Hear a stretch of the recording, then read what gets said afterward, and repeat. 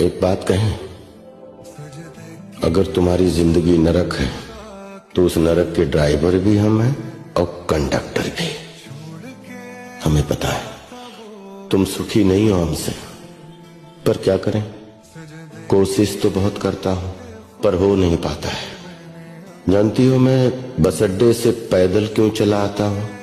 ताकि रिक्शे के पैसे बचा सकूं और कम से कम कुछ न सही घर के लिए मूंगफली तो लेके चल सकूं, क्योंकि मुझे पता है तुम कुछ नहीं कहोगी और ना कुछ मांगोगी।